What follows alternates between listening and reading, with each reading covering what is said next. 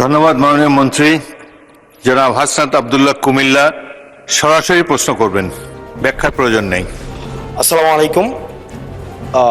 যেহেতু শিক্ষার নিয়ে কথা হচ্ছে, আমাদের বর্তমানে মাননীয় স্পিকার, আমরা যদি বর্তমান শিক্ষা ব্যবস্থা দেখি, আমাদের এন্ট্রান্স ইনস্টিটিউশনগুলোতে বিশেষ করে প্রাথমিক শিক্ষায় আমরা দেখছি যে ভর্তি প্রক্রিয়াতে আমাদের এখন দুইটা পদ্ধতি প্রচলিত ছিল। এডমিশন বাই মেরিট আগে প্রচলিত ছিল, এখন সেটা কনভার্ট হয়েছে এডমিশন বাই লটারির মাধ্যমে হচ্ছে এখানে বাচ্চাদেরকে ভর্তি করা হয়। ফলত যেটা হয়েছে, ফিডার ইনস্টিটিউশনগুলোর শিক্ষার মান অনেক কমে গিয়েছে, যার ফলে টার্সিয়ারি এডুকেশনে আমরা হচ্ছে কোয়ালিটি সম্পন্ন ছাত্র আমরা হচ্ছে বিশ্ববিদ্যালয়গুলোতে আমরা পাঠাতে পারি না। এখন মাননীয় মন্ত্রী মহোদয়ের কাছে আমার প্রশ্ন থাকবে, এই যে প্রাইমারি স্কুলে বাচ্চাদেরকে ভর্তি করানোর ক্ষেত্রে আমরা কি ভর্তি প্রক্রিয়াটা আমরা পরিবর্তন করব কিনা, নাকি এই যে এডমিশন বাই লটারির মাধ্যমে আমরা নিব এবং মেরিটকে আমরা হচ্ছে সবসময় হচ্ছে দমায় রাখবো, নাম্বার ওয়ান। আর নাম্বার টু হচ্ছে, আমাদের বর্তমান শিক্ষা পদ্ধতিতে আমরা যদি দেখি, আমরা যারা পয়সা দিয়ে কিনতে পারে তারা হচ্ছে এখন ইংরেজি মাধ্যমটা কিনছে, যারা পয়সা দিয়ে ইংরেজি মাধ্যম কিনতে পারে না তারাই কেবল আপনি যেই শিক্ষা পদ্ধতি আমাদের জন্য জনজীবনের জন্য আপনি চালু করেছেন সেটা আমরা কিনছি, আর যারা সেটাও কিনতে পারে না তারা হচ্ছে মাদ্রাসা শিক্ষা পদ্ধতি কিনছে। আপনার কাছে প্রশ্ন যে আমাদের বর্তমানে একটা দেশে এই তিনটা শিক্ষা পদ্ধতি যেটা অর্থনৈতিক অবস্থার উপরে নির্ভর করে চলে, এই তিনটা শিক্ষা পদ্ধতি জিয়ে রেখে আপনার কি মনে হয় যে আপনি একটা ইনক্লুসিভ শিক্ষা পদ্ধতি নিয়ে আমাদের দেশটাকে আগায় নিতে পারবেন? ধন্যবাদ।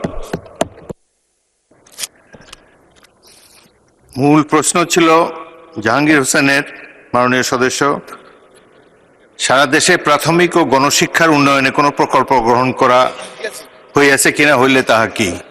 এখন তো ইন জেনারেল আমরা ডিসকাশনে চলে গিয়েছি, তবুও মাননীয় মন্ত্রী আপনি ইচ্ছা করলে উত্তর দিতে পারেন। ধন্যবাদ মাননীয় স্পিকার, ধন্যবাদ মাননীয় সংসদ সদস্যকে। যদিও তিনি ব্যাপকভাবে প্রশ্ন করেছেন, আমরা আশা করি এই মহান সংসদে এই বিষয়গুলি আলোচনা হওয়ার প্রয়োজন রয়েছে এবং তিনি করছেন। মূলত আমাদের দেশে শিক্ষা ব্যবস্থার জন্য রুরাল অ্যান্ড আরবান এই দুইটি সেকশন রয়েছে। এখন গ্রামীণ জনপদে যে প্রতিষ্ঠানগুলো রয়েছে সেখানে প্রি প্রাইমারি স্কুল রয়েছে এবং ছাত্র সংখ্যা এতটা কম্পিটিটিভ নয়, সে কারণে সেখানে ভর্তি সমস্যা তেমন একটা হচ্ছে না। ঢাকা শহরগুলোতে আমাদের এই প্রাথমিক স্তরে ভর্তির একটি সমস্যা রয়েছে। এই জটিলতা নিরসনের জন্য বিগত সরকার লটারি সিস্টেম করেছিল, যেটা আদৌ আমার মনে হয় না যুক্তিসঙ্গত।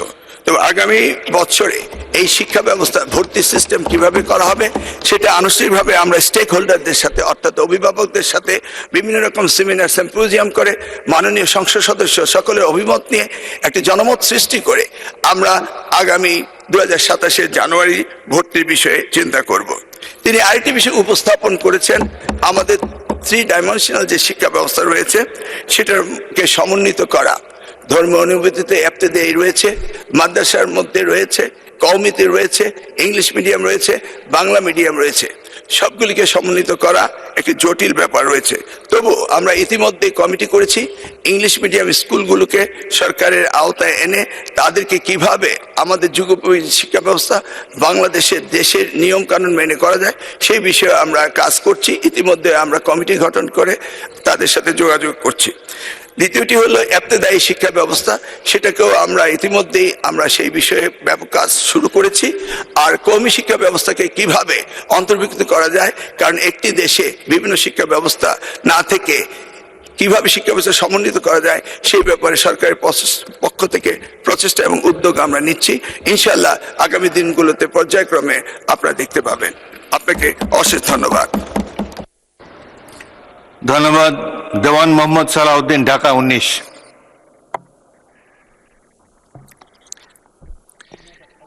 বিসমিল্লাহির রহমানির রহিম। প্রথমে আমি 192 ঢাকা 19 সাবা আশুলিয়া ভোটারদের ধন্যবাদ জানাতে চাই, যারা আমাকে তৃতীয়বারের মতো এই সংসদে কথা বলার জন্য পাঠিয়েছেন। আমি মাননীয় প্রধানমন্ত্রীকে ধন্যবাদ জানাতে চাই যে একজন মাননীয় সংসদ সদস্য, সুযোগ্য সংসদ সদস্য, যার নেতৃত্বে 2001 থেকে 6 সাল পর্যন্ত নকল মুক্ত পরীক্ষা ব্যবস্থা যিনি বাস্তবায়ন করেছেন। মাননীয় মন্ত্রী মহোদয়ের কাছে আমি প্রশ্ন করতে চাই, সরকারি প্রাথমিক শিক্ষা প্রতিষ্ঠানে যারা চাকরি করছেন একটা নিয়ম আছে যে যখন শূন্য পদ হয় কে রিটায়ারমেন্টে যায়, তখন ওই এলাকায় যারা বাসিন্দা, যাদের ঠিকানা আছে, যারা চাকরি করার সময় ওই এলাকার ঠিকানা দিয়েছে, ওই এলাকা ভোটার, তাদেরকে সেখানে পদায়ন করার জন্য, বদলি করার জন্য একটা করা হয়। এবং বাইরের থেকে 10%-এর বেশি শিক্ষক সেখানে আসতে পারবেন না। কিন্তু আমি দুঃখের সাথে জানাচ্ছি, আমি এই এলাকার সংসদ সদস্য হিসাবে যে এই মুহূর্তে প্রায় 40 ভাগ শিক্ষক যখনই খালি হচ্ছে, বাইরের থেকে শিক্ষক এখানে পদায়ন হচ্ছেন, চাকরি করছেন। এটা দীর্ঘদিন ধরে একটি সমস্যা। এর আগে হাইকোর্টে রিট করে এটা বন্ধ করা হয়েছিল। এটি একটি জনগণের ভোটে নির্বাচিত সরকার 2/3 মেজরিটি নিয়ে আসছে, আমরা নির্বাচিত হয়েছে। আমরা চাই না যেন এটা হাইকোর্টে না যেতে হয়। নিয়ম আছে, মাননীয় মন্ত্রী মহোদয়, সাভারের মানুষের, সাভারের শিক্ষকদের দুঃখ দুর্ভোগ করার জন্য আপনি উদ্যোগ নেবেন কিনা, যাতে সাভারের বাসিন্দা, যাতে এখানে পদ খালি হলে যারা এখানে চাকরি করেন অন্য জায়গায়, তারা যখন এনে বদলি হয়ে আসতে পারেন। মাননীয় মন্ত্রী মহোদয় যদি একটু বলতেন। মাননীয় স্পিকার, আপনাকে ধন্যবাদ। মাননীয় মন্ত্রী। মাননীয় স্পিকার, মাননীয় সংসদ সদস্যকে অশেষ ধন্যবাদ। তিনি আসলে একটি গুরুত্বপূর্ণ বিষয় অ্যাড্রেস করেছেন। প্রথমত, বিগত দিনগুলোতে প্রাথমিক শিক্ষকদেরকে এলাকার বাইরে যাওয়ার কোনো নিয়ম ছিল না। পরবর্তীতে বিগত সরকার এই সিস্টেমটিকে কম্পিউটারাইজ করেছেন এবং কম্পিউটারের ইনস্ট্রাকশন অনুযায়ী এই ট্রান্সফারগুলো হতো। যেহেতু সাভার ঢাকারই একটি অংশ, সেই কারণে সারা বাংলাদেশ থেকে সুযোগ পেলেই তারা চায় যে ঢাকা শহর বা জেলা শহরগুলিতে যাওয়ার জন্য। এই কম্পিউটারে অ্যাপসে যে পদ্ধতিগুলি রয়েছে, সেখানে কিছু সংরক্ষণ পদ্ধতি আমাদের যুক্ত করতে হবে। এই বিষয়টি আমরা খতিয়ে দেখছি, কিভাবে অ্যালোকেশনের মধ্যে আংশিক বাইরে এবং অধিকাংশ ওই এলাকার হতে পারে, সেগুলোকে আমাদের কম্পিউটার প্রোগ্রামের পরিবর্তন আনার জন্য আমরা ইতিমধ্যে আলোচনা করেছি। ধন্যবাদ। ধন্যবাদ মাননীয় মন্ত্রী। পরবর্তী প্রশ্ন, তারকা চিহ্নিত প্রশ্ন 4, মাননীয় সদস্য জনাব আবুল কালাম সিদ্দিকী, টাঙ্গাইল 7।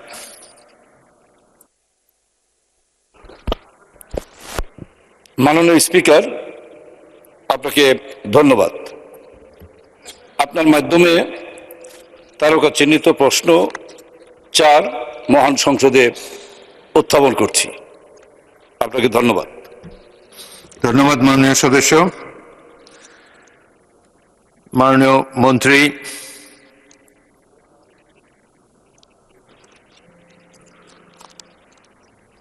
মাননীয় স্পিকার,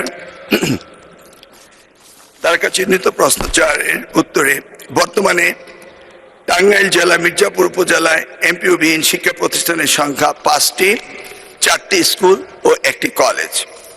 সরকার কর্তৃক পর্যায়ক্রমে এমপিও বিহীন শিক্ষা প্রতিষ্ঠানসমূহকে এমপিওভুক্তকরণের কার্যক্রম চলমান রয়েছে। উল্লেখযোগ্য যে বিগত অন্তর্বর্তীকালীন সরকারের সময় বেসরকারি শিক্ষা প্রতিষ্ঠান, স্কুল ও কলেজে জনবল কাঠামো ও এমপিও নীতিমালা 2025 এর আলোকে 25-26 অর্থ বছরে বেসরকারি শিক্ষা প্রতিষ্ঠান এমপিওভুক্তকরণের লক্ষ্যে এমপিও প্রত্যাশী বিভিন্ন শিক্ষা প্রতিষ্ঠান হতে আবেদন আহ্বান করা হয়েছিল এবং নির্ধারিত তথ্যের মাধ্যমে 14/1/2026 থেকে 25/1/2026 তারিখ পর্যন্ত অনলাইনে 3615টি শিক্ষা প্রতিষ্ঠানের আবেদন দাখিল করে। বর্তমান সরকারের নীতিগত সিদ্ধান্ত হলে ইতিমধ্যে প্রাপ্ত আবেদনের পাশাপাশি নতুন করে এমপিওভুক্তের আবেদন গ্রহণ করা হবে।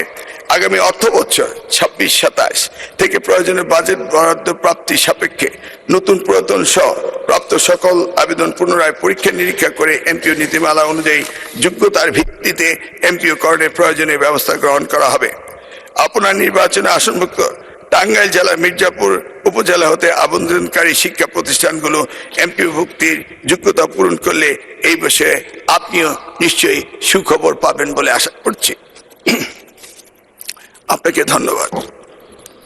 ধন্যবাদ মাননীয় মন্ত্রী। মাননীয় সদস্য জনাব আবুল কালাম সিদ্দিকী একটি সম্পূরক প্রশ্ন করতে পারেন। আমার নাম আবুল কালাম আজাদ সিদ্দিকী।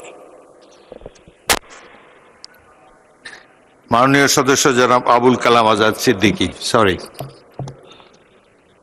যে আমি সম্পূরক প্রশ্নে মাননীয় শিক্ষামন্ত্রী মহোদয়কে প্রশ্ন রাখতে চাই এবং আমি জানতে চাই যে আমার নির্বাচনী এলাকা টাঙ্গাইল ৭ মির্জাপুর, একটি কলেজ এবং 4টি শিক্ষা প্রতিষ্ঠান এমপিভুক্ত বাকি রয়েছে। এই শিক্ষা প্রতিষ্ঠানগুলো এমপিভুক্ত